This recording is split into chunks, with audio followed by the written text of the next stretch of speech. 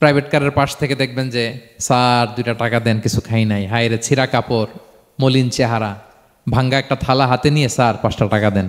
আল্লাহ আপনারা স্যার বানাইছে আর ওরে বানাইছে ভিখারি। আচ্ছা বলেন তো, জায়গাটা চেঞ্জ করতে আল্লাহর কত সময় লাগে? 1 সেকেন্ডও লাগে না। সো ও আম্মা সাইলা ফালা তানহার, ফরিয়াদিকে ধমক দিয়ে তাড়িয়ে দিও না, খবরদার। ওকে আল্লাহ ফরিয়াদি বানিয়ে পরীক্ষা করছে, আর তোমাকে আল্লাহ সম্পদশালী বানিয়ে পরীক্ষা করছে। আসসালামু আলাইকুম ওয়া রাহমাতুল্লাহি ওয়া বারাকাতুহু। নাহমাদুহু ওয়া নুসাল্লি আলা রাসূলিহিল কারীম, আম্মা বা'দু, ফাআউযু বিল্লাহি মিনাশ শাইতানির রাজীম। বিসমিল্লাহির রাহমানির রাহিম। ওয়াদ-দুহা ওয়াল-লাইলি ইযা সাজা মা ওয়াদ্দা'আকা রাব্বুকা ওয়া মা ক্বালা ওয়ালাল আখিরাতু খায়রুল লাকা মিনাল উলা। সাদাকাল্লাহুল আযীম। রব্বি ইশরাহ লি সাদরি ওয়া ইয়াসসির লি আমরি ওয়াহলুল উকদাতাম মিন লিসানি ইয়াফকাহু কওলি। আল্লাহ রাব্বুল ইজ্জা ওয়াল জালালের দরবারে শুকরিয়া জ্ঞাপন করছি যে আল্লাহ তাআলা আমাদেরকে পবিত্র মাহে রমাদানে এসে পৌঁছার সুযোগ করে দিয়েছেন এবং আজকের ইফতার পূর্ববর্তী রমাদান অ্যান্ড কোরআন রিফ্লেকশন প্রোগ্রামে উপস্থিত হওয়ার সুযোগ করে দিয়েছেন। আমরা সবাই পড়ছি কালিমাতুশ শুকর, আলহামদুলিল্লাহ। আল্লাহর শুকরিয়া জ্ঞাপনের পাশাপাশি আমি আজকের প্রোগ্রামের অর্গানাইজার বাংলাদেশ মুসলিম কমিউনিটি মালয়েশিয়াকে ধন্যবাদ জানাতে চাই, এরকম চমৎকার একটি রমাদানুল মুবারকে কোরআনিক একটি প্রোগ্রামের আয়োজন করবার জন্য। আমরা দোয়া করছি আল্লাহ তাআলা যেন এই কমিউনিটিকে ইসলামের জন্য কবুল করে এবং আমাদের যে ভাইরা নিরলস পরিশ্রম করে এই প্রোগ্রামগুলো আয়োজন করছে, আল্লাহ তাআলা এই পরিশ্রম, এই ডেডিকেশন, এফোর্ট যেন তাদের নাজাতের ওসিলা বানায়। সম্মানিত শুধু আমরা সবাই জানি এই মাসটির এত বরকতের কারণ হচ্ছে এটি কোরআন নাজিলের মাস। শাহরু রমাদান আল্লাযী উনজিলা ফীহিল কুরআন হুদাল লিন-নাস ওয়া বায়্যিনাতিম মিনাল হুদা ওয়াল ফুরকান। রমাদান এমন মাস যে মাসে আল্লাহ তাআলা কোরআন নাজিল করেছে। তো বেসিক্যালি এই মাসের মূল মর্যাদা কোরআনের কারণে। সাইয়েদনা জিবরিল আলাইহিস সালাম কোরআন নিয়ে এসেছেন, উনি শ্রেষ্ঠ ফেরেশতা হয়েছেন। আল্লাহর হাবিব সাল্লাল্লাহু আলাইহি ওয়াসাল্লামের উপর কোরআন নাজিল হয়েছে, ফলে উনি শ্রেষ্ঠ নবী হয়েছেন। রমাদানে কোরআন নাজিল হয়েছে, ফলে রমাদান শ্রেষ্ঠ মাস হয়েছে। কদরের রাতে কোরআন নাজিল হয়েছে, ফলে কদর শ্রেষ্ঠ রাত হয়েছে। আমরাও যারা কোরআনের সাথে সুসম্পর্ক গড়ে তুলব, কোরআনের সাথে অ্যাটাচমেন্ট বাড়াবো, আমাদেরকেও শ্রেষ্ঠত্বের মর্যাদায় আল্লাহ তাআলা আসীন করবেন ইনশাআল্লাহ বিইذنিল্লাহ। তো আজকের প্রোগ্রামের আমার ফার্স্ট অ্যান্ড ফরমোস্ট রিমাইন্ডার হচ্ছে কোরআন নাজিলের মাসে আমরা যেন বেশি বেশি কোরআনের সাথে নিজেদের সম্পর্ককে নবায়ন করি এবং মজবুত করি। কার কীরকম কোরআনের সাথে সম্পর্ক আপনি নিজেই জানেন। প্রতিদিন কত পৃষ্ঠা কোরআন তেলাওয়াত করেন, কোরআনের অর্থ পড়েন, কোরআনের তাফসির পড়েন কিংবা শোনেন, আপনি নিজেই জানেন। সো নিজে নিজে যেন একটু নিজেকে যেন কাঠগড়ায় দাঁড় করাই এবং নিজেকে যেন জিজ্ঞেস করি যে আমার সাথে কোরআনের সম্পর্ক কতটুকু মজবুত। যদি ঘাটতি থাকে, গ্যাপ থাকে, এটা যেন আমরা মেক আপ করি, ফুলফিল করি এই বরকতময় মাসে। আপনারা খেয়াল করে থাকবেন যে শুরুতেই আমি সূরা ওয়াদ-দুহা ওয়াল-লাইলি ইযা সাজার কয়েকটি আয়াত তেলাওয়াত করেছি। তো আজকে আমরা এই সূরাটির সংক্ষিপ্ত তাফসির পেশ করব ইনশাআল্লাহ বিইذنিল্লাহ। যে মজলিসে কোরআনের তাফসির হয়, আল্লাহর কালামের ব্যাখ্যা উপস্থাপন করা হয়, প্রেজেন্টেশন করা হয়, এর চেয়ে শ্রেষ্ঠ মজলিস কি পৃথিবীতে আর হতে পারে? আমরা পৃথিবীর সবচাইতে শ্রেষ্ঠতম একটি মজলিসে এখন বসে আছি। প্রিয় ভাই এবং বোনেরা, আমরা সূরা দোহার তাফসির শুনবো। এই সূরাটা মুখস্থ আছে না অনেকের? কোরআনের যে সমস্ত সূরা আমাদের অনেকেরই মুখস্থ, তার মধ্যে এটা অন্যতম একটা সূরা। এবং দেখবেন যে ইমাম সাহেবরা প্রায় এই সূরা তেলাওয়াত করে। যে সমস্ত সূরা দিয়ে প্রায় নামাজ পড়া হয়, এর মধ্যে অন্যতম একটা সূরা হচ্ছে সূরাতুদ দোহা। মুআয ইবনে জাবাল রাদিয়াল্লাহু তাআলা আনহুকে আল্লাহ রাসূল সাল্লাল্লাহু আলাইহি ওয়াসাল্লাম একটা এলাকার ইমাম বানিয়ে পাঠিয়েছিলেন। ওই এলাকার মুসল্লিরা ছিলেন, লোকজন ছিলেন শ্রমজীবী, কাজ করে খেত। সারাদিন ওট দিয়ে পানি সেচ করে খেজুর গাছে পানি দিত, খেজুরের চাষাবাদ করত, সারাদিন কষ্ট করে নামাজে যে জয়েন করত। তো উনি মাগরিবের নামাজে সূরা ফাতিহার পরে সূরা বাকারা তেলাওয়াত শুরু করলেন। সূরা বাকারা কোরআনের সবচেয়ে ছোট সূরা না? 286টা আয়াত, মানে সবচেয়ে বড় সূরা। তো মাগরিবের সালাত উনি যখন এত লম্বা তেলাওয়াত ধরলেন, মুসল্লিরা আর ইমাম সাহেবের সাথে থাকতে পারতেছে না। কারণ ওনারা তো, ইমাম সাহেবের হয়তো মন ফুরফুরে, উনি পড়তেছেন মনের আনন্দে দরাজ গলায়, কিন্তু মুসল্লিদের তো অবস্থা খারাপ। সারাদিন ওনারা খেতে খামারে কাজ করে আসছে, নামাজ ছেড়ে দিয়ে অনেকে চলে গেছে। একা একা নামাজ পড়ে যে আল্লাহ রাসূল সাল্লাল্লাহু আলাইহি ওয়াসাল্লামের কাছে যে বিচার দিল যে ইয়া রাসূলুল্লাহ, দেখেন এমন একজন ইমাম আপনি অ্যাসাইন করেছেন আমাদের এলাকায়, মাগরিবের নামাজে উনি সূরা বাকারা পড়ে, আর আমরা হচ্ছে শ্রমজীবী। রাসূল সাল্লাল্লাহু আলাইহি ওয়াসাল্লাম খুব রেগে গেলেন, মুআয ইবনে জাবালকে ডেকে বললেন, হে মুআয, আফাত্তানুন আনত, তুমি কি সমাজে ফিতনা ছড়াচ্ছ? তুমি জানো না এরা কারা? তোমার কি সূরা ওয়াদ-দুহা ওয়াল-লাইলি ইযা সাজা মুখস্থ নাই? তোমার কি ওয়াশ-শামসি ওয়া-দুহাহা এটা মুখস্থ নাই? তোমার কি সাব্বিহ ইসমা রাব্বিকাল আ'লা এই সূরাগুলো তোমার জানা নাই? উনি বললেন জানা আছে। তো এগুলো রেখে দিয়ে মাগরিবের নামাজে কেন সূরা বাকারা ধরলা? তোমার মুসল্লিরা তো শ্রমজীবী মুসল্লি। যখন ইমামের দায়িত্ব হচ্ছে পেছনে কারা আছে এটা খেয়াল করা। অনেক সময় ইমাম সাহেব আল্লাহু আকবার বলে যে নামাজ ধরছে, কি হচ্ছে পেছনে আর খোঁজখবর নাই। আল্লাহর হাবিব সাল্লাল্লাহু আলাইহি ওয়াসাল্লাম কিন্তু এমন ইমাম ছিলেন না, উনি অত্যন্ত বিবেকবোধ সম্পন্ন একজন ইমাম ছিলেন। একবার পেছনে এক বাচ্চার কান্না শুনে উনি নামাজ ছোট করে দিয়েছেন। সবাই বললেন, ইয়া রাসূলুল্লাহ, এত ছোট নামাজ তো কখনো পড়তে দেখি না। তখন রাসূল সাল্লাল্লাহু আলাইহি ওয়াসাল্লাম বললেন, একটা ছোট বাচ্চার কান্নার আওয়াজ আমার কানে এসেছে, আমার মনে হচ্ছে বাচ্চাটাকে সামলাতে নারীদের কাতারে একটা মায়ের খুব কষ্ট হচ্ছে, এজন্য নামাজটা আমি খাটো করে দিয়েছি। দেখেন কি চিন্তা চেতনা, পিছনে কি হচ্ছে সব রাসূল সাল্লাল্লাহু আলাইহি ওয়াসাল্লাম এটা খেয়াল করতেন। তো এই সূরার একটা ফজিলত আপনি জানলেন যে রাসূল সাল্লাল্লাহু আলাইহি ওয়াসাল্লাম সূরা ওয়াদ-দুহা ওয়াল-লাইলি ইযা সাজা এটা তেলাওয়াত করতে বলেছিলেন মুআয ইবনে জাবাল রাদিয়াল্লাহু তাআলা আনহুকে। এটা কোরআনের 93 নম্বর সূরা। কত নম্বর? এটা মাক্কি সূরা, আর নাজিলের ধারাবাহিকতা অনুযায়ী এটা 11তম সূরা। মানে এই সূরার আগে আরো 10টা সূরা নাজিল হয়েছিল, তার মানে মক্কার একেবারে শুরুর দিকে এই সূরাটা নাজিল হয়েছিল। আপনারা জানেন যে এবছর আমার একটা বই এসেছে এক নজরে কোরআন নামে, সেখানে আমি প্রত্যেকটা সূরার সার সংক্ষেপ নিয়ে খুব সংক্ষেপে, কখনো যদি সুযোগ হয় আপনারা দেখবেন যে প্রত্যেকটা সূরা 5 পৃষ্ঠার মধ্যে আমরা নিয়ে আসার চেষ্টা করেছি। সেখানে এগুলো পাবেন, সূরাটা কয় নাম্বার, নাজিলের ধারাবাহিকতা কখন, তারপর কোরআন শরীফের মধ্যে কখন, এটার ফজিলত কি, এটার সেন্ট্রাল থিম কি, মেজর থিম কি, কজ এন্ড ইফেক্ট কি, সব কেস স্টাডি থেকে শুরু করে রিফ্লেকশন সব আমরা সেখানে উল্লেখ করেছি। তো এই সূরাটা শুরুর দিকে, একেবারে শুরুর দিকে নাজিল হয়েছে, তার আগে মাত্র 10টি সূরা নাজিল হয়েছে। তো নাজিল হতে হতে 10টা সূরা যখন নাজিল হলো, এরপর অনেক দিন রাসূল সাল্লাল্লাহু আলাইহি ওয়াসাল্লামের কাছে কোনো সূরা নাজিল হয় না। কয়দিন নাজিল হয় না? কোনো বর্ণনায় 15 দিন, কোনো বর্ণনায় 1 মাস, কোনো বর্ণনায় 2 মাস, কোনো বর্ণনায় 6 মাস, টানা 6 মাসের গ্যাপ ওহী নাজিল হয় না। আল্লাহর হাবিব সাল্লাল্লাহু আলাইহি ওয়াসাল্লাম তিনি ওহী মিস করতে শুরু করলেন, যে ঘটনা কি, কোরআন নাজিল হচ্ছে না কেন, হঠাৎ এত গ্যাপ কেন? ওনার মাথায় কয়েকটা জিনিস ঘুরপাক খেলো। একটা ঘুরপাক খেলো যে আমার কোনো কাজে আল্লাহ আবার অসন্তুষ্ট হলো নাকি, অথবা আমি কোরআনের আয়াত এই বাণীগুলো পৌঁছে দেওয়ার ক্ষেত্রে আমার কোনো গাফলতি হয়ে গেল নাকি, সামহাও কি আল্লাহর সাথে আমার কানেকশন এটা কি লুজ হয়ে যাচ্ছে, আমি কি কোনোভাবে আল্লাহ থেকে দূরে সরে পড়তেছি। রাসূল সাল্লাল্লাহু আলাইহি ওয়াসাল্লাম টেনশনে পড়ে গেলেন, চিন্তায় পড়ে গেলেন, কিরে ওহী আসে না কেন, আসে না কেন, আসে না কেন। এটা ছিল একটা দিক। আরেকটা দিক হচ্ছে আল্লাহর হাবিব সাল্লাল্লাহু আলাইহি ওয়াসাল্লামের কাছে কোরআনের আয়াত যাই নাজিল হতো উনি যে লোকদের কাছে প্রচার করে দিতেন। এখন নাজিল হয়েছে এখনই যে প্রচার শুরু, রাতে নাজিল হয়েছে রাতেই প্রচার শুরু, দিনে নাজিল হয়েছে দিনেই প্রচার শুরু, যখন নাজিল তখন প্রচার। কারণ আল্লাহ তাআলা বলেছেন, ইয়া আইয়ুহার রাসূলু বাল্লিগ মা উনজিলা ইলাইক মির রাব্বিক, আপনার রবের পক্ষ থেকে যা নাজিল হয়েছে প্রচার করেন। তো এই যে মাঝখান দিয়ে কয়েক মাস যার কোনো প্রচার টচার করে না, মুশরিকরা টিটকারি মারতে শুরু করলো, বলে কি মুহাম্মদ, তোমার আল্লাহ তোমার ভুলে গেছে বোধহয়, তোমার আল্লাহ বোধহয় তোমাকে আর পছন্দ করে না। আগে তো প্রতিদিন কিছু না কিছু শোনাতা যে এইটা নাজিল হয়েছে, ওইটা আসছে, এই বিধান ওই বিধান, এখন তো কোনো খোঁজখবর নাই, ঘটনা কি?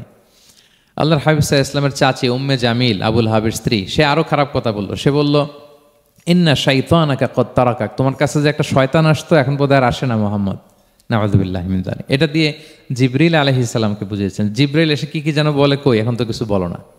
তো রাসূল বলবে কি করে, কারণ তিনি তো মন গড়া কিছু বলতেন না। আল্লাহর হাবিব সাল্লাল্লাহু আলাইহি ওয়াসাল্লাম মনে যা ইচ্ছা হয় মন গড়া কখনো কিছু বলেছেন? আওয়াজ করে বলেন, মন গড়া বলতেন তিনি? ওমা ইয়ানতিকু আনিল হাওয়া ইন হুয়া ইল্লা ওয়াহয়ু ইউহা, আল্লাহর ওহী আসলে সেটা শোনাতেন। তো ওহীও আসে না, উনি শোনাতেও পারে না, ওহীও নাই, উনি শোনাতেও পারে না। এই যে একটা কষ্টকর মুহূর্ত রাসূল সাল্লাল্লাহু আলাইহি ওয়াসাল্লামের, কিরে মাসের পর মাস চলে গেল ওহী আসতেছে না কেন, আমার কি কোনো ভুল হচ্ছে নাকি, আল্লাহকে আমাকে অপছন্দ করলেন? রাসূল সাল্লাল্লাহু আলাইহি ওয়াসাল্লাম যখন এরকম দুশ্চিন্তিত, পেরেশান, অ্যাংজাইটিতে পড়ে গেলেন, ভারাক্রান্ত, ঠিক তখন রাসূল সাল্লাল্লাহু আলাইহি ওয়াসাল্লামকে সান্ত্বনা দেওয়ার জন্য এই সূরাটা আল্লাহ নাজিল করেছেন। সান্ত্বনা দেওয়ার জন্য এই সূরাটা বেশ আশা জাগানিয়া সূরা, মোটিভেশনাল সূরা, ইন্সপিরেশনাল সূরা। আপনার মন খারাপ হলে আপনি এই সূরাটা পড়বেন, এই সূরাটা, এবং এটার পরে আরেকটা সূরা আছে, সূরাতু আলাম নাশরাহ, আপনার মন ভালো হয়ে যাবে। এটাকে দি অ্যান্টি ডিপ্রেসেন্ট সূরা বলে, মানে ডিপ্রেশন কাটায় ফেলে।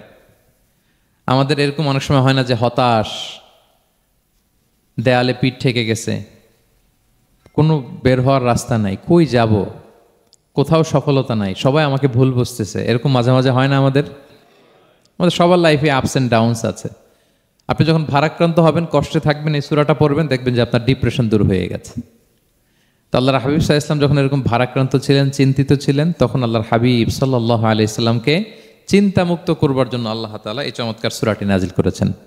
আল্লাহ নাজিল করলেন, আউযু বিল্লাহি মিনাশ শাইতানির রাজিম, বিসমিল্লাহির রহমানির রহিম, ওয়াদ-দুহা ওয়াল-লাইলি ইযা সাজা মা ওয়াদ্দাআকা রাব্বুকা ওয়া মা ক্বালা ওয়ালাল আখিরাতু খায়রুল লাকা মিনাল উলা ওয়ালা সাউফা ইউতিকা রাব্বুকা ফাতারদা। আল্লাহ তাআলা বললেন ওয়াদ-দুহা, আলোর শপথ। আমি একবার সরল বঙ্গানুবাদ করি, তারপরে আমি তাফসিরে ঢুকছি। ওয়াদ-দুহা, আলোর শপথ। ওয়াল-লাইলি ইযা সাজা, রাতের শপথ, যখন রাত নিঝুম নিস্তব্ধ হয়। মা ওয়াদ্দাআকা রাব্বুকা ওয়া মা ক্বালা, নবী হে, আপনার রব আপনার উপর অসন্তুষ্টও হয় নাই, আপনাকে ছেড়েও যায় নাই, আপনার রব আপনার সাথেই আছে। আলহামদুলিল্লাহ। ফিল করবেন যে আল্লাহ আমার সাথে আছে। সবসময় এটা ফিল করতে হবে যে আল্লাহ তাআলা আমার সাথে আছেন, তিনি আমাকে ভুলে যান নাই, ছেড়ে যান নাই। আরে তার রহমত ছাড়া তো একটা শ্বাস নেওয়া তো আমার সম্ভব না, ঠিক কিনা বলেন? আল্লাহর রহমত ছাড়া একটি সেকেন্ড এই পৃথিবীতে সার্ভাইভ করা কি আমাদের পক্ষে সম্ভব না? ওয়ালাল আখিরাতু খায়রুল লাকা মিনাল উলা, নবী হে, আপনার পরবর্তী সময় পূর্ববর্তী সময়ের চেয়ে অনেক ভালো হবে ইনশাআল্লাহ। মানে good days are coming in your life, ভালো সময় আসতেছে। ওয়ালা সাউফা ইউতিকা রাব্বুকা ফাতারদা, আর আপনার রব আপনাকে এত দিবেন আপনি খুশি হয়ে যাবেন।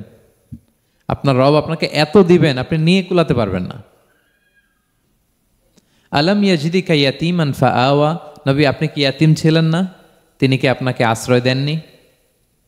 ওয়া ওয়াজাদাকা দাল্লান ফাহাদা, আপনি পথ খুঁজতেছিলেন, আল্লাহ আপনাকে পথ দেখিয়েছেন।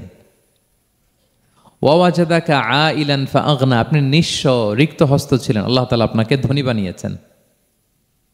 ফাআম্মাল ইয়াতীমা ফালা তাকহার, খবরদার এতিমের সাথে কখনো কঠোর হবেন না। ওয়া আম্মা সাইলা ফালা তানহার, ফরিয়াদি যে সোয়াল করে হাত পাতে তাকে ধমক দিয়ে তাড়িয়ে দিবেন না। ওয়া আম্মা বিনিআমাতি রাব্বিকা ফাহাদ্দিস, আর আপনার রবের যে নেয়ামত আপনার প্রতি, এটার বর্ণনা করুন। সুবহানাল্লাহ।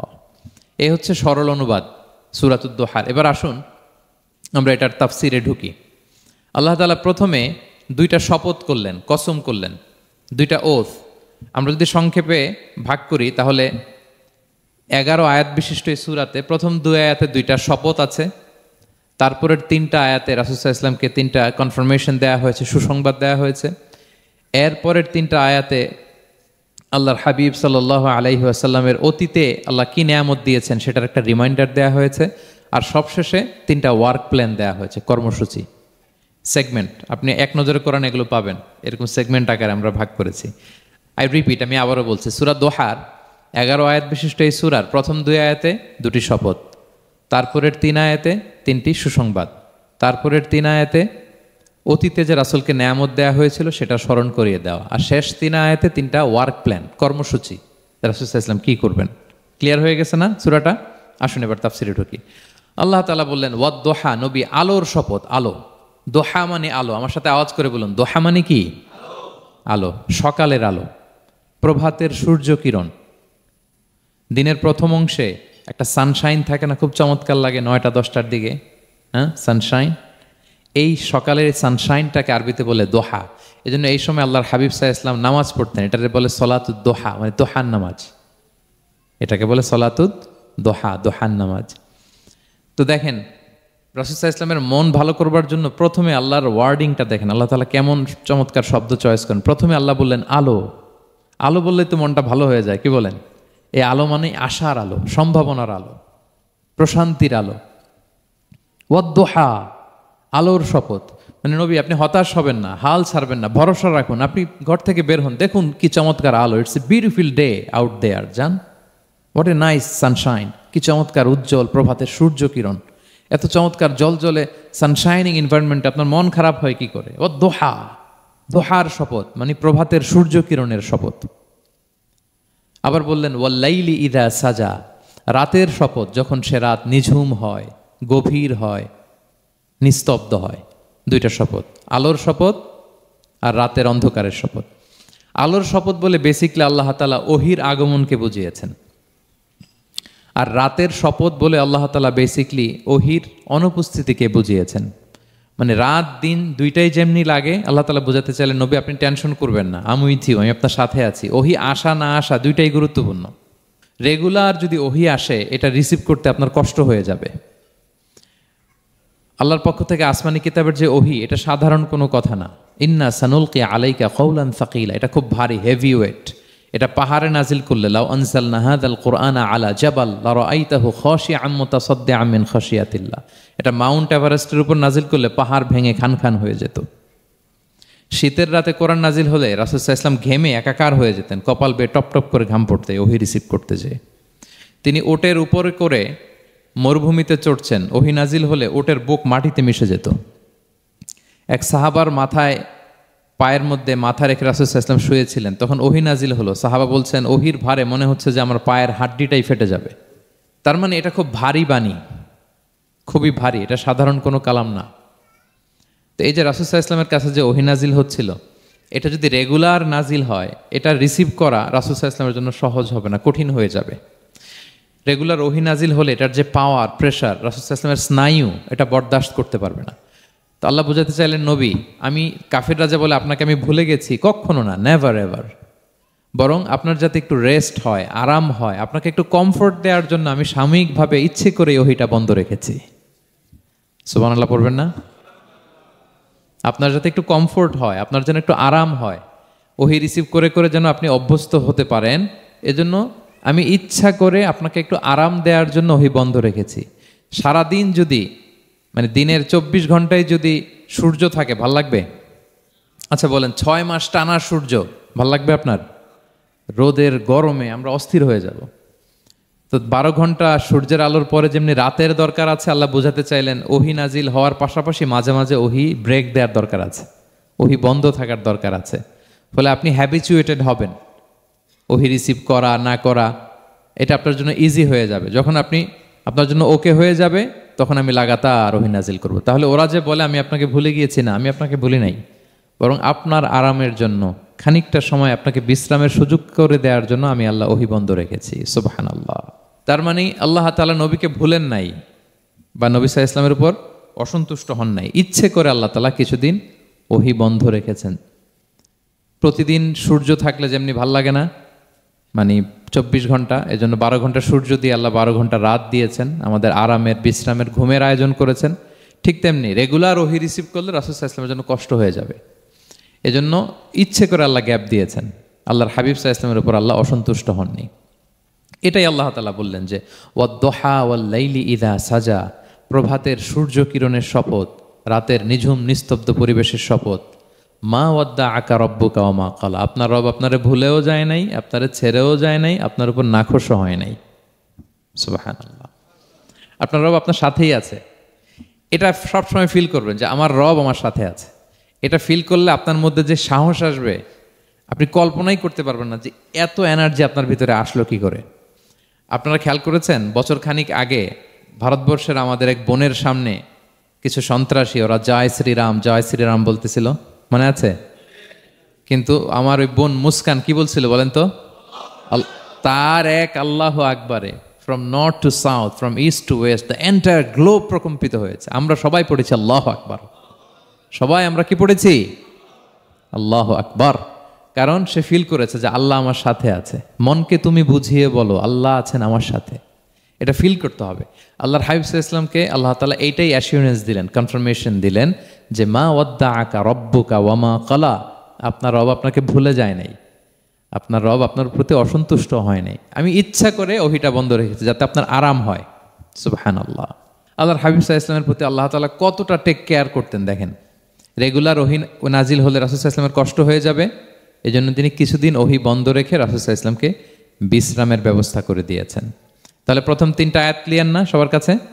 আচ্ছা, প্রথম 2টো আয়াতে 2টা শপথ গেল, এরপরে 3টা সুসংবাদ। সুসংবাদের প্রথমটা হলো আমি ভুলিও নাই ছাড়িও নাই, আপনার সাথে আছে। এরপর আল্লাহ বললেন ওয়ালাল আখিরাতু খায়রুল লাকা মিনাল উলা, নবী হে আপনার পরবর্তী সময় পূর্ববর্তী সময়ের চেয়ে ভালো হবে। নিশ্চয়ই আপনার পরবর্তী সময় পূর্ববর্তী সময়ের চেয়ে ভালো হবে। তার মানে গুড ডেইজ আর কামিং, ভালো সময় আপনার জীবনে আসছে, আপনি হতাশ হবেন না, নিরাশ হবেন না। এরপর আল্লাহ তাআলা বললেন, ওয়ালা সাউফা ইউতিকা রাব্বুকা ফাতারদা। নবী, হ্যাঁ, আপনার রব আপনাকে এত দিবে আপনি খুশি হয়ে যাবেন। আপনার রব আপনাকে এত নেয়ামত দান করবে, আপনি আপনার রবের প্রতি সন্তুষ্ট হয়ে যাবেন। সুবহানাল্লাহ বিহামদি। এবং তাই হয়েছে। যারা আপনারা সিরাত পড়েছেন, যারা আল্লাহর হাবিব সাল্লাল্লাহু আলাইহি ওয়াসাল্লামের জীবনী নিয়ে ধারণা রাখেন, তারা দেখবেন যে আল্লাহর রাসূল সাল্লাল্লাহু আলাইহি ওয়াসাল্লাম যেখানেই মনে কষ্ট পেয়েছেন, বিষণ্ণ, চিন্তিত, তখনই আল্লাহ তাআলা রাসূল সাল্লাল্লাহু আলাইহি ওয়াসাল্লামের চিন্তা দূর করে রাসূল সাল্লাল্লাহু আলাইহি ওয়াসাল্লামকে সন্তুষ্ট করেছেন। যখনই রাসূল সাল্লাল্লাহু আলাইহি ওয়াসাল্লামের মনে কষ্ট, তিনি চিন্তিত, তখনই আল্লাহ তাআলা ওনাকে হ্যাপি করেছেন। কাইন্ড অফ রাসূলকে হ্যাপি করাই আল্লাহর কাজ, আল্লাহর হাবিব সাল্লাল্লাহু আলাইহি ওয়াসাল্লামকে হ্যাপি করাই আল্লাহ তাআলার কাজ। দেখেন কিভাবে আল্লাহ তাআলা আল্লাহর হাবিব সাল্লাল্লাহু আলাইহি ওয়াসাল্লামকে হ্যাপি করেছেন, একটু খেয়াল করে দেখেন। মক্কাতে যখন খুব জটিল অবস্থা, দাওয়াতি কাজ চালিয়ে নেওয়াটা রাসূল সাল্লাল্লাহু আলাইহি ওয়াসাল্লামের জন্য কষ্ট হয়ে যাচ্ছে, নমুসলিম সাহাবাদের উপর অত্যাচার, তখন আল্লাহর হাবিব সাল্লাল্লাহু আলাইহি ওয়াসাল্লাম দেখলেন যে এই মক্কার দুজনের একজনকে আমার চাই। তাদের একজন যদি ইসলামের ছায়াতলে আসে তাহলে ইসলামের পাল্লাটা ভারী হয়। কারা? একজন হচ্ছে ওমরে ফারুক আর একজন আবু জাহাল। দুজনের একজন তখন ইসলাম ধর্ম গ্রহণ করে নাই। তো রাসূল সাল্লাল্লাহু আলাইহি ওয়াসাল্লাম কেঁদে কেঁদে আল্লাহর কাছে ফরিয়াদ জানালেন, আল্লাহুম্মা আইজ্জাল ইসলামা বিআহাব্বি হাযাইন আর রাজুলাইনি ইনদাক। আল্লাহ, আমি কাউকে স্পেসিফিক তোমার কাছে চাই না, শুধু এটাই বলি, দুইজন লোকের নাম বলবো, এই দুইজন লোকের মধ্যে থেকে যাকে তোমার পছন্দ হয় তাকে তুমি ইসলামের ছায়াতলে এনে ইসলামকে শক্তিশালী করো। এক হচ্ছে আবু জাহাল, আরেক হচ্ছে ওমরে ফারুক। এই দোয়াটা তিনি করতে লাগলেন। আর খুব চিন্তিত, দুজনের কেউই মুসলমান হয় না। একদিন হঠাৎ সাহাবারা বললেন, ইয়া রাসূলুল্লাহ, আল্লাহর হাবিব সাল্লাল্লাহু আলাইহি ওয়াসাল্লাম তখন দারুল আরকামের ভেতরে বসা। সাহাবারা বললেন, ইয়া রাসূলুল্লাহ, আপনি এখান থেকে সরে যান, কারণ ওমরে ফারুক নাঙ্গা তলোয়ার নিয়ে আসতেছে আপনাকে হত্যা করবার জন্য। তো আল্লাহ রাসূল সাল্লাল্লাহু আলাইহি ওয়াসাল্লাম বললেন যে তোমরা সরে যাও, আমার মনে হচ্ছে ওই যে চোখের পানি ছেড়ে আমি দোয়া করেছি, ওই দোয়া আজকে কবুল হতে শুরু করেছে, তোমরা সরো। ঠিকই ওমরে ফারুক রাদিয়াল্লাহু তাআলা আনহু আসলেন, এসে তিনি তলোয়ার রেখে দিয়ে বললেন, আশহাদু আল্লা ইলাহা ইল্লাল্লাহ ওয়া আশহাদু আন্না মুহাম্মাদান আবদুহু ওয়া রাসূলুহু। আমি সাক্ষ্য দিচ্ছি আল্লাহ ছাড়া কোনো ইলাহ নেই এবং আপনি আল্লাহর প্রেরিত বান্দা এবং রাসূল। এই দৃশ্য দেখে রাসূল সাল্লাল্লাহু আলাইহি ওয়াসাল্লাম খুশি হয়ে গেলেন। ওয়ালা সাউফা ইউতিকা রাব্বুকা ফাতারদা। আল্লাহ বলেছিলেন যে নবী হে, আপনাকে এত দিব, আপনার রব আপনাকে এত নেয়ামত দিবে, আপনি শুধু খুশিই হবেন, সন্তুষ্ট হবেন আমার প্রতি। এদের রাসূল সাল্লাল্লাহু আলাইহি ওয়াসাল্লামের দোয়া কবুল করে আল্লাহ তাআলা ওমরে ফারুককে ইসলামের ছায়াতলে এনে ইসলামকে শক্তিশালী করলেন। ফাতারদা, রাসূল সাল্লাল্লাহু আলাইহি ওয়াসাল্লাম খুশি হয়ে গেলেন। এভাবে প্রতিটা ক্ষেত্রে। মক্কাতে যখন খুব কঠিন অবস্থা, রাসূল সাল্লাল্লাহু আলাইহি ওয়াসাল্লাম তায়েফে চলে গেলেন দাওয়াত দেওয়ার জন্য। নেইবারিং সিটি, আপনারা যে হজ উমরা করেছেন জানেন, মক্কার পাশের সিটি তায়েফ। দাওয়াত দিলেন, দাওয়াত প্রত্যাখ্যান করলো তারা।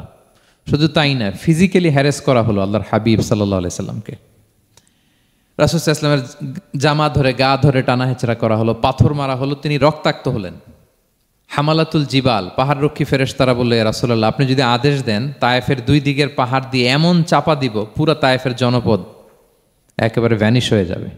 আল্লাহর হাবিব সাল্লাল্লাহু আলাইহি ওয়াসাল্লাম বললেন, না, আমি আশা করি তাদের পরবর্তী নেক্সট জেনারেশনের কেউ না কেউ পড়বে লা ইলাহা ইল্লাল্লাহ মুহাম্মাদুর রাসূলুল্লাহ। তাই হয়েছে। এখন তায়েফে যান, শুধু মসজিদ আর মসজিদ, মসজিদ আর মসজিদ। কি চমৎকার পরিবেশ! তায়েফে গেলে মনেই হবে না আরব দেশ। বৃষ্টি হয় প্রতিদিন, অনেক চাষাবাদ হয়, চমৎকার এলাকা। রাসূল সাল্লাল্লাহু আলাইহি ওয়াসাল্লামের দোয়ার বরকত।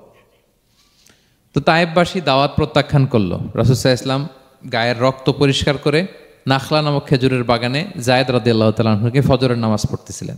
আল্লাহর হাবিব সাল্লাল্লাহু আলাইহি ওয়াসাল্লাম যখন ফজরের সালাতে তেলাওয়াত করতে লাগলেন, একদল জিন পাশ দিয়ে যাচ্ছিল। তারা তাদের এলাকায় যেয়ে বলল, ইন্না সামি'না কুরআনান আজাবা ইয়াহদি ইলা রুশদি ফাআমান্না বিহি। জিনেরা আগে আকাশের উপরে উঠে ফেরেশতারা কি বলে চুরি করে শুনে আসতো। হঠাৎ জিনেরা আর উপরে যেতে পারে না। উপরে যেতে চাইলেই ফাআতবাআহু শিহাবুন সাকিব, আগুনের পাথর মারা হয়। ঘটনা কি? সব জিনেরা বৈঠক বসালো। ঘটনা কি? আগে কত তথ্য আগেই জেনে যেতাম, জেনে গণকদেরকে বলতাম, গণকরা আমাদেরকে ধন্যবাদ জানাইতো। তো এখন তো আসমানের সিকিউরিটি এত বেড়ে গেল কেন? কারণ কি? ওই যে শেষ নবী আসার কথা যে মনে হয় চলে আসছে, দেখো তো কোথায় আসছে উনি।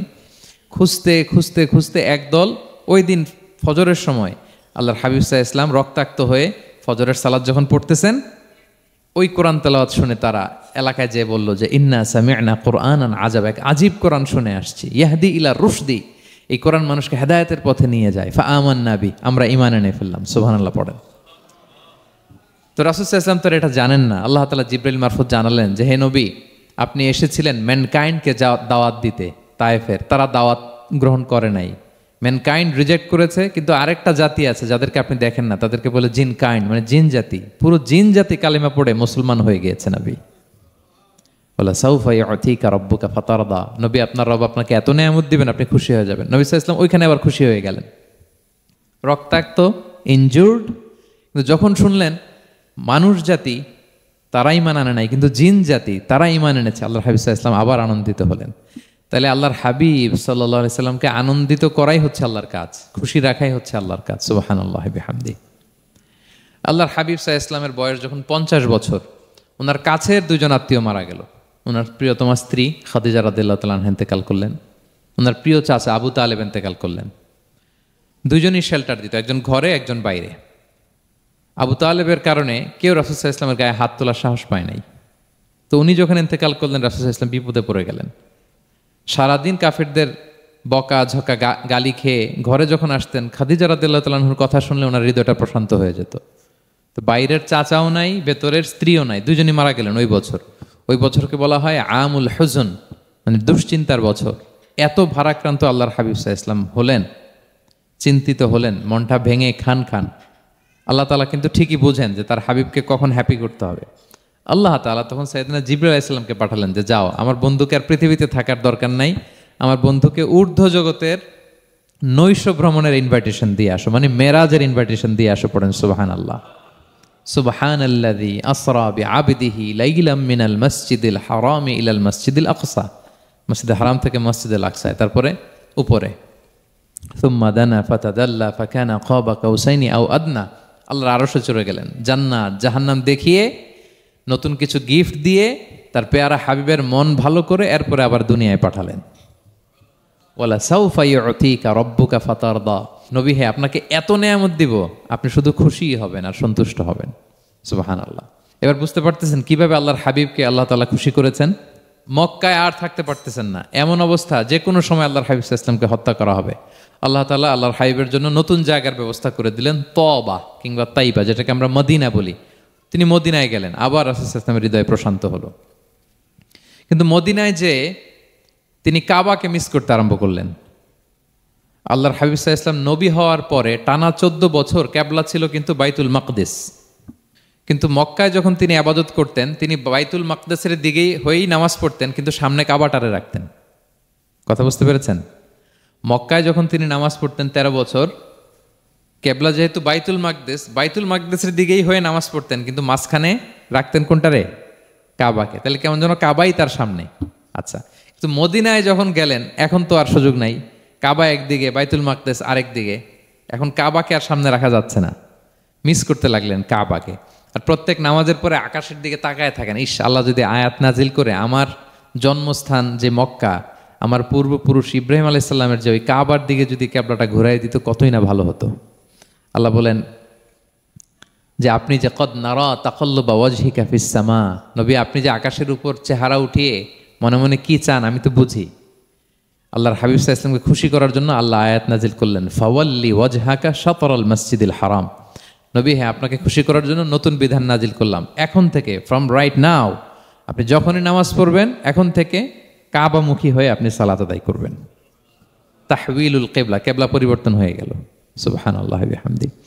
আপনারা মসজিদে নববীর পাশে মদিনাতে একটা মসজিদ দেখবেন, এটাকে বলে মসজিদ যুল কিবলাতাইন। এমন মসজিদ যে মসজিদে এক নামাজে 2 কিবলা শেয়ার করা হয়েছিল। মানে এই আয়াত যখন নাজিল হলো, আল্লাহর হাবিব সাল্লাল্লাহু আলাইহি ওয়াসাল্লামের সাথে একজন নামাজ পড়ে যে ওই মসজিদে যে দেখে কিছু লোক নামাজ পড়তেছে ওই বাইতুল মাকদিসের দিকে হয়ে, কারণ তখন পর্যন্ত ওইটাই কিবলা।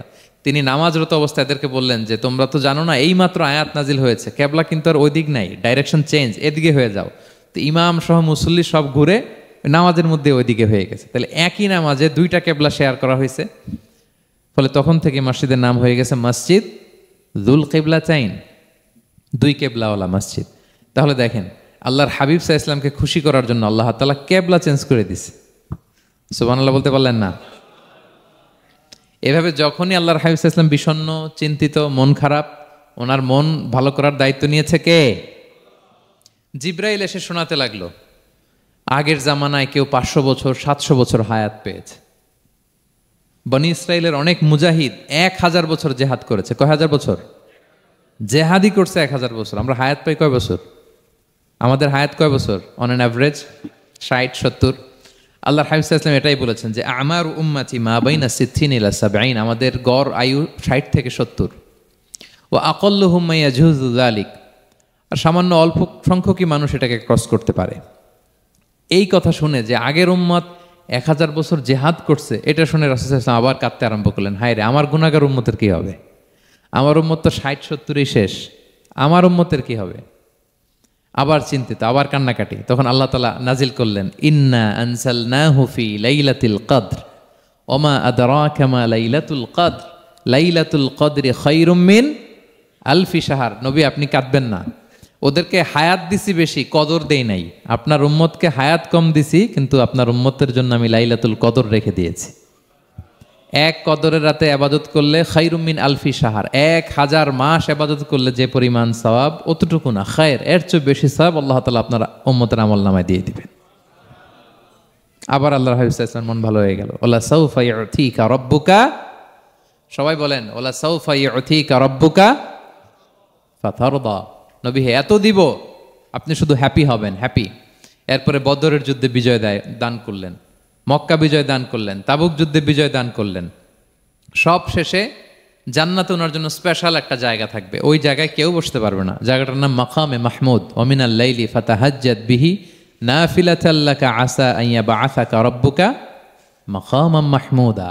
ওই মাকামে মাহমুদের সিংহাসনে আল্লাহর হাবিব সাল্লাল্লাহু আলাইহি ওয়াসাল্লাম বসবেন, ওনার জন্য স্পেশাল, খাস, কেউ এখানে বসতে পারবে না। তার মানে হ্যাপি শুধু দুনিয়াতেই করবে না আল্লাহ তাআলা, আল্লাহর হাবিবকে আখিরাতেও করবে। আল্লাহর হাবিব সাল্লাল্লাহু আলাইহি ওয়াসাল্লামকে কাউসার দেয়া হবে, ইন্না আতাইনা কাল কাউসার। হে নবী আপনাকে কাউসার দিয়েছি, এমন হাউজে কাউসার যে হাউজে কাউসারের সামনে পান পেয়ালা, যেটা দিয়ে পানি নিয়ে আপনি উম্মতকে খাওয়াবেন, এটার সংখ্যা আকাশের তারা যত বেশি তার চেয়েও বেশি। হাউজে কাউসারের পানি এটা দুধের চেয়েও সাদা, বরফের চেয়েও ঠান্ডা, মধুর চেয়েও মিষ্টি।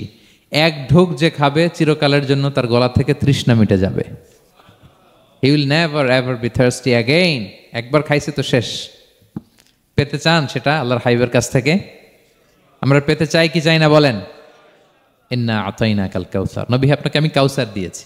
সব শেষে আল্লাহর হাবিব সাল্লাল্লাহু আলাইহি ওয়াসাল্লাম সুপারিশ করার অনুমতি পাবেন, যেদিন কেউ সুপারিশ করতে পারবে না। সবাই বলবে নফসি নফসি নফসি নফসি, থার থার করে কাঁপবে। এক একজন নবী, ইব্রাহিম আলাইহিস সালাম, ঈসা আলাইহিস সালাম, মূসা আলাইহিস সালাম, থার থার করে কাঁপবে।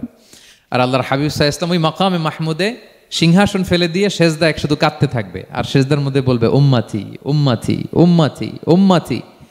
হে আল্লাহ আপনি আমার গুনাহগার উম্মতকে বাঁচান, আল্লাহ আপনি আমার গুনাহগার উম্মতকে বাঁচান, আল্লাহ আপনি আমার গুনাহগার উম্মতকে বাঁচান। আল্লাহ তাআলা এটা সহ্য করতে না পেরে জিবরাইল আলাইহিস সালামকে বলবেন যে ওয়াসআলহু মা ইউবকিক, জিবরাইল যাও জিজ্ঞেস করো তো আমার বন্ধু এত কাঁদে কেন, কি চায় জিজ্ঞেস করো। তো আল্লাহর হাবিব সাল্লাল্লাহু আলাইহি ওয়াসাল্লাম বলবেন আল্লাহুম্মা উম্মতি উম্মতি, আল্লাহ আমার উম্মতকে বাঁচান, আমার গুনাহগার উম্মতকে বাঁচান। আল্লাহ তাআলা এবার জিবরাইল মারফত বলবেন যে ইযহাব ইলা মুহাম্মদ সাল্লাল্লাহু আলাইহি ওয়াসাল্লাম, যাও মুহাম্মদের কাছে যাও, ওয়াকুল লাহু, তাকে বলো দুনিয়াতে যেমনি কখনো কষ্ট পেতে দেই নাই, বারবার তাকে হ্যাপি করেছি, খুশি করেছি। ওয়া ইন্না সানুরদিকা ফি উম্মাতিকা ওয়ালা নাসুউক, আজকের এই কঠিন দিনেও আমার হাবিবকে আমি কষ্ট দিব না, তার উম্মতের ব্যাপারেও তাকে আমি খুশি করে দেব, তার গুনাহগার উম্মতের ব্যাপারেও আজকে মুহাম্মদ সাল্লাল্লাহু আলাইহি ওয়াসাল্লামকে আমি খুশি করে দেব। আল্লাহর হাবিব সাল্লাল্লাহু আলাইহি ওয়াসাল্লাম তখন সুপারিশ শুরু করবেন। আল্লাহু আকবার, আল্লাহু আকবার। ওয়ালা সাউফা ইউতিকা রাব্বুকা ফাতারদা। নবী হে আপনাকে এত নেয়ামত দিব আপনি নিয়ে কুলাতে পারবেন না। সব শেষে এই গুনাহগার উম্মতকে সুপারিশ করে জাহান্নাম থেকে নাম কাটিয়ে সবাইকে নিয়ে তিনি একটা ফ্ল্যাগ হাতে নিয়ে তিনি জান্নাতের দিকে ছুটবেন। ওই ফ্ল্যাগের মধ্যে লেখা থাকবে আলহামদু। কি লেখা থাকবে? মানে প্রশংসা, প্রশংসার পতাকা। নিজেও তো প্রশংসিত। মুহাম্মদ মানে কি জানেন? মুহাম্মদ মানে কি? প্রশংসিত। এই কারণে মুহাম্মদ সাল্লাল্লাহু আলাইহি ওয়াসাল্লামকে মক্কার লোকেরা গালি দিয়েও শান্তি পেত না। মানে যদি বলি এই প্রশংসিত লোকটা খারাপ, কথাটা হইল? প্রথমে আগে বলা লাগে কি? প্রশংসিত। মুহাম্মদ মানে কি? তো এই জন্য মক্কার লোকেরা রাসূল সাল্লাল্লাহু আলাইহি ওয়াসাল্লামকে মুহাম্মদ না বলে ডাকতো মুদাম্মাম, মানে নিন্দিত। তো মুদাম্মাম তো রাসূলের নাম না, রাসূল সাল্লাল্লাহু আলাইহি ওয়াসাল্লামের নাম কি? মুহাম্মদ, প্রশংসিত। এই জন্য গালি দিয়েও তারা মজা করতে পারতো না, সুবিধা করতে পারতো না। গালি দিলেও আগে প্রশংসা করে নেওয়া লাগতো। প্রথমে বলতো মুহাম্মদ পাগল, এরকম বলতো নাউযুবিল্লাহ, তার মানে প্রশংসিত লোকটা পাগল হইলো, এটা গালি হয়েছে? ঘুরে ফিরে তো প্রশংসাই হয়ে গেল। তো আল্লাহর হাবিব সাল্লাল্লাহু আলাইহি ওয়াসাল্লাম লিওয়াউল হামদ, প্রশংসার ফ্ল্যাগ নিয়ে বিশাল উম্মতকে নিয়ে জান্নাতে অভিমুখে যাবেন এবং জান্নাতের দরজায় হি উইল বি দা প্রথম নক করবেন উনি। তখন জান্নাতের রক্ষী ফেরেশতা বলবে মান আনতা, কে? আল্লাহর হাবিব সাল্লাল্লাহু আলাইহি ওয়াসাল্লাম বলবেন আনা মুহাম্মদ, আমি মুহাম্মদ। তো ফেরেশতা বলবে আমরা দাঁড়ায় আছি এজন্য আল্লাহ বলে দিয়েছেন মুহাম্মাদের আগে কাউকে যেন এন্ট্রি দেয়া না হয়। আপনার আগে যেন কারো জন্য জান্নাতের দরজা না খুলি, স্পেশাল উপর থেকে অর্ডার আছে। আপনি যেহেতু নক করেছেন, ওয়েলকাম, আসেন। পুরো উম্মাহ নিয়ে আল্লাহর হাবিব সাল্লাল্লাহু আলাইহি ওয়াসাল্লাম জান্নাতে ঢুকবেন। ওয়ালা সাউফা ইউতিকা রাব্বুকা ফাতারদা, নবী হে আপনাকে অচিরেই এত নেয়ামত দিব আপনি সন্তুষ্ট হয়ে যাবেন। প্রথম দুইটা শপথ গেল, এরপর তিনটা সুসংবাদ গেল। এরপর আল্লাহ তাআলা অতীতে যে নবীর পাশে ছিলেন, অতীতে যে বিভিন্ন নেয়ামত দিয়ে আল্লাহর হাবিব সাল্লাল্লাহু আলাইহি ওয়াসাল্লামকে আল্লাহ তাআলা ধন্য করেছেন, এগুলো রিমাইন্ডার দিচ্ছেন যে নবী আপনি কেন চিন্তিত হন, আমি আগেও ছিলাম আপনার সাথে, এখনো আছি, ভবিষ্যতেও থাকবো। তিনি বললেন আলাম ইয়াজিদকা ইয়াতীমান ফাআওয়া, তিনি কি আপনাকে ইয়াতীম অবস্থায় পাননি, তিনি কি আপনাকে আশ্রয় দেননি? আপনারা জানেন আল্লাহর হাবিব সাল্লাল্লাহু আলাইহি ওয়াসাল্লাম যখন মায়ের পেটে, তখনই তার পিতা দুনিয়া থেকে ইন্তেকাল করেছেন। মায়ের পেটে তার বয়স হচ্ছে 6 মাস, দুনিয়াতে আসেননি আল্লাহর হাবিব সাল্লাল্লাহু আলাইহি ওয়াসাল্লাম রাহমাতাল লিল আলামিন। মায়ের পেটে থাকা অবস্থায় বাবা হারিয়েছেন, দুনিয়াতে আসলেন 6 বছর বয়সে, তিনি মাকে হারিয়েছেন। কয় বছর বয়সে? 6 বছর। তারপর মায়ের ইন্তেকালের পরে দাদার কাছে, আব্দুল মুত্তালিবের কাছে লালিত পালিত হতে লাগলেন। 8 বছর বয়সে দাদাও ইন্তেকাল করলেন। বাবা চলে গেলেন জন্মের আগে, মা চলে গেলেন 6 বছর, মানে শিশু থাকতে। 8 বছর বয়সে তো শিশু, দাদাও চলে গেলেন। 8 বছর বয়স থেকে আল্লাহর হাবিব সাল্লাল্লাহু আলাইহি ওয়াসাল্লাম চাচার কাছে এতিম অবস্থায় লালিত পালিত হতে লাগলেন। এবং আবু তালেব এত ভালোবাসতো, ইমান আনে নাই, শেষ পর্যন্ত ইমান আনেনি, শিরকের উপরে ইন্তেকাল করেছে, কিন্তু আল্লাহর হাবিব সাল্লাল্লাহু আলাইহি ওয়াসাল্লামকে এত ভালোবেসেছেন। বাবার যে কি মানে পিতৃ স্নেহের যে কি মায়া, এটা বুঝতে দেন নাই কখনো, এটার অভাব কখনো তিনি টের পান নাই। ওনার যে বাবা নাই, আবু তালেবের কারণে এতটা ভালোবেসেছেন। তার মানে কখনোই রাসূল সাল্লাল্লাহু আলাইহি ওয়াসাল্লামকে লালন পালন, রক্ষণাবেক্ষণ, টেক কেয়ারের কোনো গ্যাপ আল্লাহ তাআলা রাখেননি। হালিমাতু সাদিয়ার কাছে, পরে মায়ের কাছে, উম্মে আইমানের কাছে, দাদা আব্দুল মুত্তালিবের কাছে, পরে চাচার কাছে, একটার পর একটা, স্লট বাই স্লট রেডি। সেটাই স্মরণ করে দিলেন যে নবী এমন তো হয় নাই যে আপনাকে লালন পালনের জন্য কেউ ছিল না। আলাম ইয়াজিদকা ইয়াতীমান ফাআওয়া, আপনার রব কি আপনাকে ইয়াতীম অবস্থায় আশ্রয়ের ব্যবস্থা করে দেননি? মানে তখন তো আমি ছিলাম আপনার সাথে, কেউ ছিল না, তখন তো আমি ছিলাম। তো আপনারা তো ভয় কিসের? আপনি হতাশ হবেন না, নিরাশ হবেন না, হাল ছাড়বেন না আপনি। তাহলে প্রিয় ভাইরা, আল্লাহর হাবিব সাল্লাল্লাহু আলাইহি ওয়াসাল্লাম ইয়াতীম অবস্থায় পৃথিবীতে এসেছিলেন এবং এজন্য ইয়াতীমের সাথে ভালো আচরণ তিনি করতে বলতেন আল্লাহর হাবিব সাল্লাল্লাহু আলাইহি ওয়াসাল্লাম। যারা এতিমকে ভালোবাসে আল্লাহ তাদেরকে ভালোবাসে। এবং আল্লাহর হাবিব সাল্লাল্লাহু আলাইহি ওয়াসাল্লাম বলতেন আনা ওয়া কাফিলুল ইয়াতীমি ফিল জান্নাতি কাহাতাইন, আমি এবং এতিমের রক্ষণাবেক্ষণকারী এইভাবে প্রতিবেশীর মতো জান্নাতে থাকব। এই 2 আঙ্গুলের মাঝে যেমনি গ্যাপ নাই, আমার আর এতিমের রক্ষণাবেক্ষণকারী তার বাড়ির মাঝখানে কোনো গ্যাপ থাকবে না জান্নাতে। We will be neighbour in paradise, জান্নাতে এরকম আমরা কাছাকাছি থাকবো। আল্লাহু আকবার পড়েন। তাহলে এতিমের রক্ষণাবেক্ষণকারীকে আল্লাহ তাআলা ভালোবাসেন। যারা এতিমকে পছন্দ করে না, এতিমকে তাড়িয়ে দেয়, তাদেরকে আল্লাহ পছন্দ করেন। আল্লাহ তাআলা বলেন আরাআইতাল্লাযী ইউকাযযিবু বিদ্দীন ফাযালিকাল্লাযী ইয়াদুউল ইয়াতীম, যারা আখিরাতকে অবিশ্বাস করে তারাই এতিমকে ঘাড় ধাক্কা দিয়ে তাড়িয়ে দেয়। কোনো বিশ্বাসী কখনো এতিমের সাথে খারাপ আচরণ করে না। আপনাদের যাদের মন শক্ত, অনেকের চোখ দিয়ে পানি নামে না। আমার এক আত্মীয় আছে খুব আল্লাহওয়ালা, আমার জীবনে এত আল্লাহওয়ালা আমি দেখি নাই, কিন্তু ওনার চোখ দিয়ে পানি নামে না।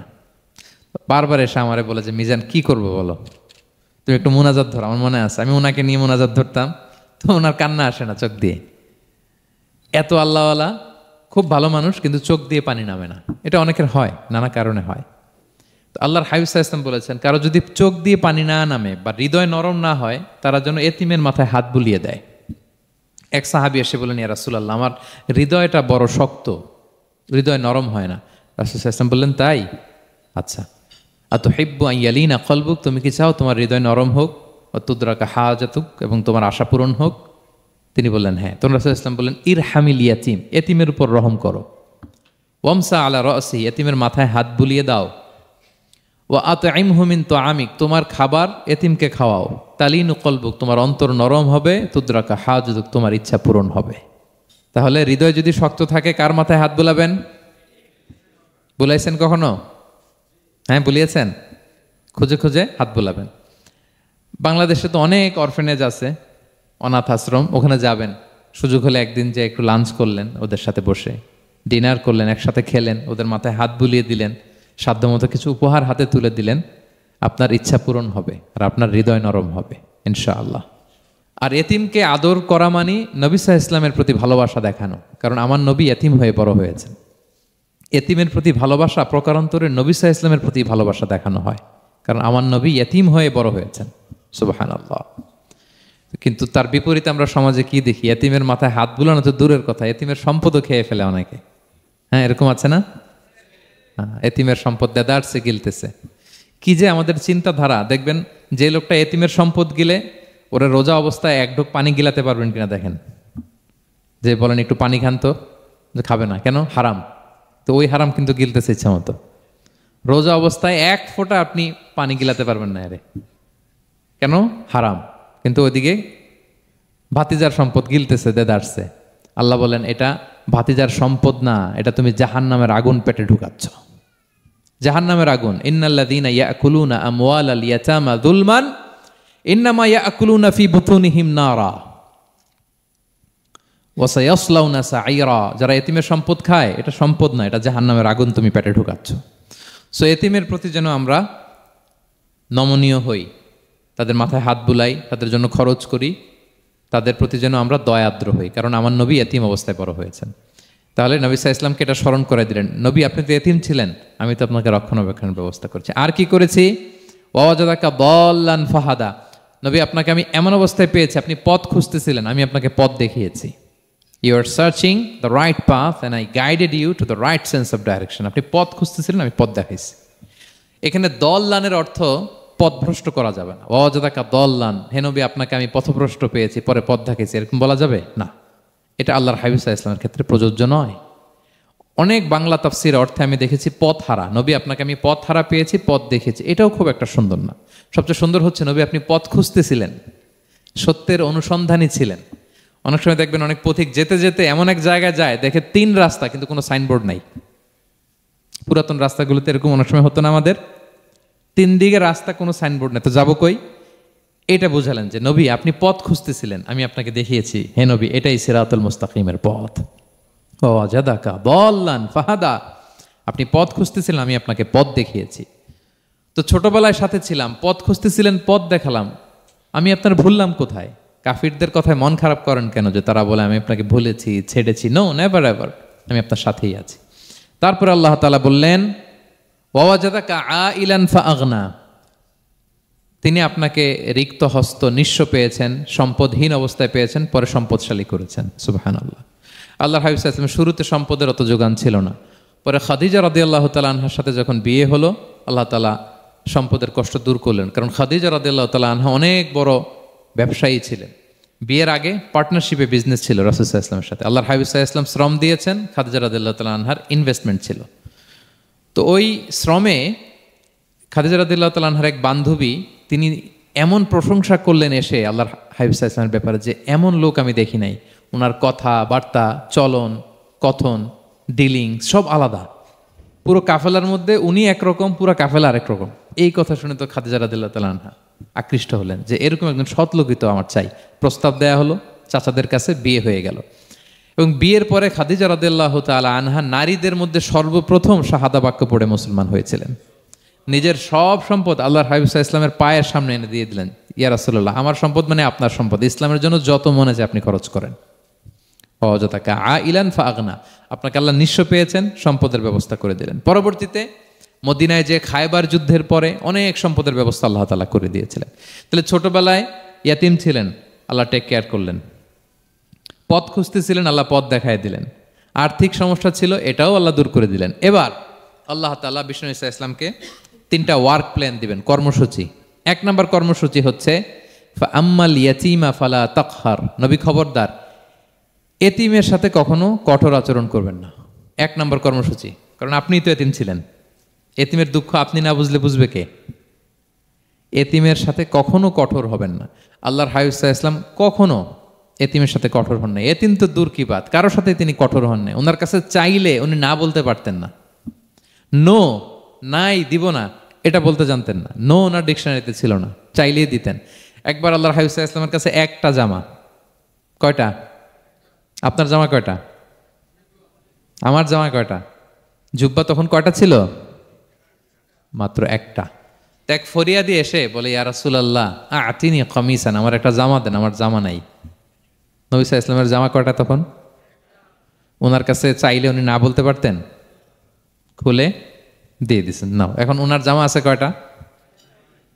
তো জামাও নাই, বেরও হতে পারে না। কি এক মুসিবত! আল্লাহ তাআলা আয়াত নাজিল করলেন, ওয়াল্লাযীনা ইযা আনফাকু লাম ইউসরিফু ওয়া লাম ইয়াকতুরু ওয়া কানা বাইনা যালিকা কাওয়ামা। নবী হে, যারা বিশ্বাসী তারা দানের সময় ভারসাম্য করবে। মানে অনেকগুলো থাকলে আপনার একটা দিতেন, ছিলই যখন একটা, ওইটার হকদার তো ফরিয়াদির চেয়ে আপনি বেশি। এখন যে দিয়ে দিলেন, আপনি পড়বেন কি? অনেকগুলো থাকলে না হয় আপনি দিতেন, ছিলই একটা, এটার সবচেয়ে যোগ্য, অধিকতম যোগ্য এবং হকদার তো আপনি। সুবহানাল্লাহ, সুবহান। কি নবী ছিল, কি নবী ছিল! না বলতে পারতেন না, মানুষকে ফিরিয়ে দিতে জানতেন না। আল্লাহ বললেন, নবী হে, আপনার প্রথম কর্মসূচি ফাআম্মাল ইয়াতীমা ফালা তাকহার, খবরদার এতিমকে কখনো, এতিমের প্রতি কঠোর হবেন না। 1 নম্বর কর্মসূচি। এটা শুধু নবীর জন্য কর্মসূচি নাকি আমাদের জন্য না?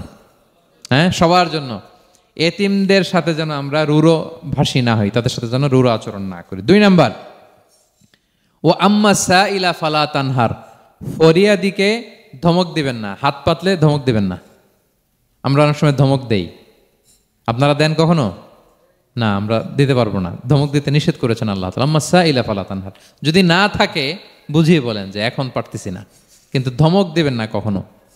কারণ আপনি এখন বড় সাহেব হয়ে গেছেন, প্রাইভেট কারের পাশ থেকে দেখবেন যে স্যার 2টা টাকা দেন, কিছু খাই নাই, হায়রে ছিঁড়া কাপড়, মলিন চেহারা, ভাঙ্গা একটা থালা হাতে নিয়ে, স্যার 5টা টাকা দেন।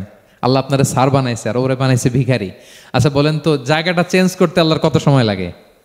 ওরে ভিতরে বসায় স্যার বানাবে আর আপনারে ভাঙ্গা একটা থালা দিয়ে এরকম ওই যে টোল টোল যেখানে নেয় ওখানে দাঁড় করাবে। বলেন আল্লাহর কয় সেকেন্ড লাগবে? লাগবে? 1 সেকেন্ডও লাগে না। সো ও আম্মা সাইলা ফালা তানহার, ফরিয়াদিকে ধমক দিয়ে তাড়িয়ে দিও না, খবরদার। ওকে আল্লাহ ফরিয়াদি বানিয়ে পরীক্ষা করছে, আর তোমাকে আল্লাহ সম্পদশালী বানিয়ে পরীক্ষা করছে। তাহলে 1 নম্বর কর্মসূচি ছিল এতিমের সাথে রূঢ়ভাষী হবেন না। 2 নম্বর হচ্ছে ফরিয়াদিকে ধমক দিবেন না।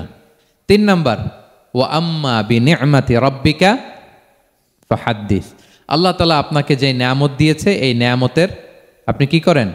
বর্ণনা করেন। ও আম্মা বিনিআমাতি রাব্বিকা ফাহাদ্দিস, আল্লাহ নেয়ামতের বর্ণনা করেন, শুকরিয়া করেন। কারণ আল্লাহ তাআলা আমাদের অনেককে ইয়তিম বানায় নাই, আমাদেরকে ফরিয়াদি বানায় নাই। আমরা অনেকেই আছি, আমরা এখনো ইয়তিম না, আমার আব্বা আম্মা এখনো বেঁচে আছেন, আমাদের অনেকের আব্বা আম্মা বেঁচে আছেন। ইয়তিম মূলত ছোট অবস্থায় যদি বাবা মারা যায় তাকে আরবিতে ইয়তিম বলে। মান মাতা আবুহু ওয়া হুয়া সগীর, কেউ ছোট, তার বাবা মারা গেছে, তাকে শরীয়তের পরিভাষায় কি বলে? ইয়তিম। তা আমরা অনেকেই তো ইয়তিম না, আমরা অনেকেই তো অন্যের কাছে হাত পাতা লাগে না, তো আমরা ভালো আছি না?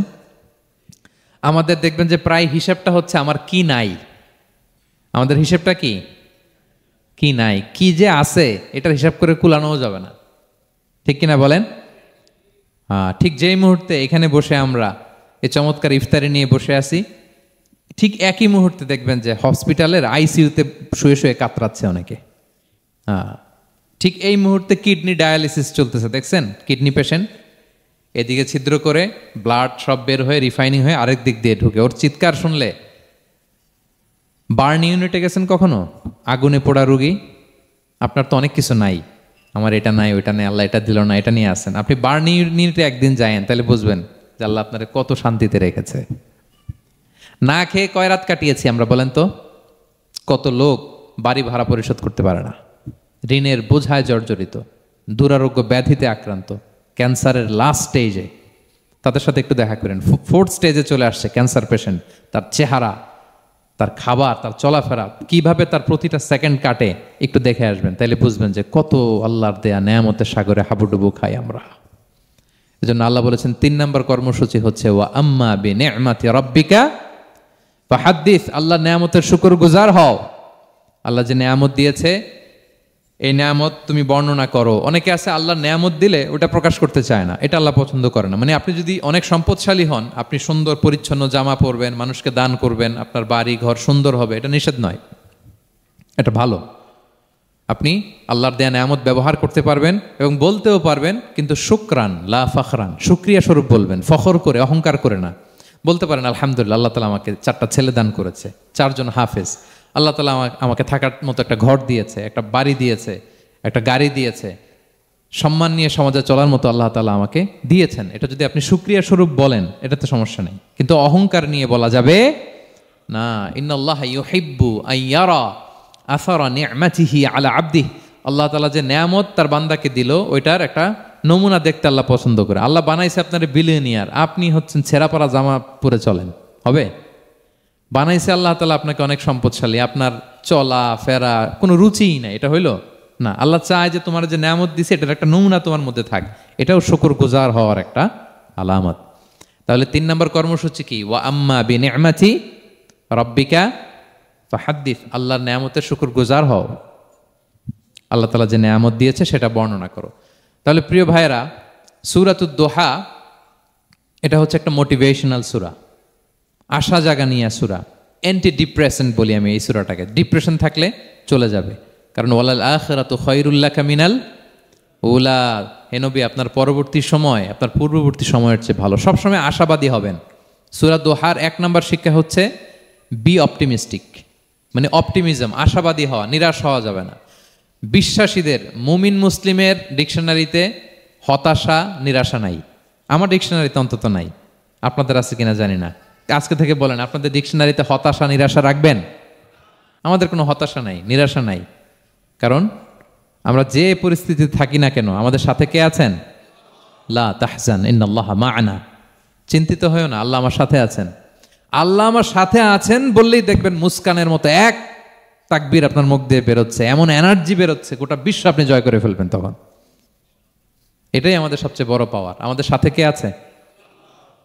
ইন্নাল্লাহা মা'ানা, আল্লাহ তাআলা আমাদের সাথে আছেন। তাহলে সূরা দোহার আজকের তাফসীরের 1 নম্বর লেসন হচ্ছে অপটিমিজম।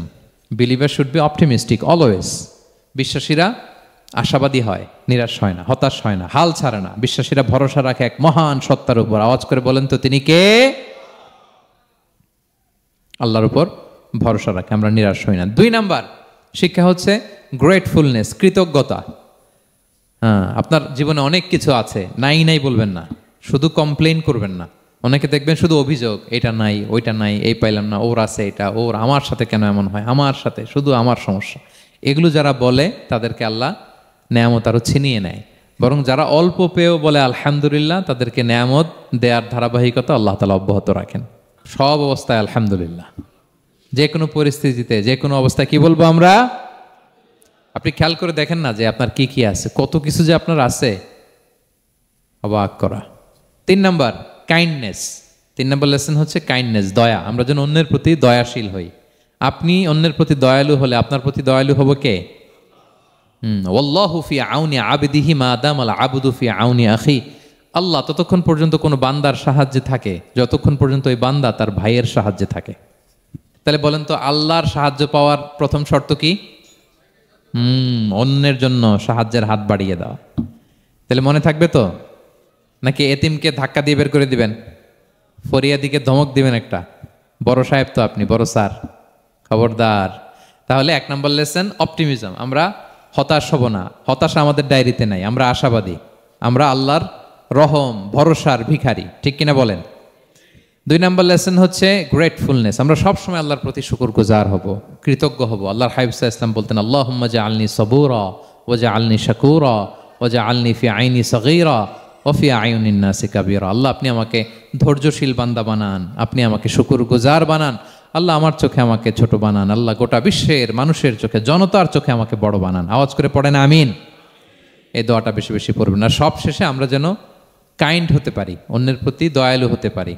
যে রহম করে সে রহম প্রাপ্ত হয়, যে অন্যকে দয়া দেখায় সে আল্লাহর পক্ষ থেকে দয়া পায়।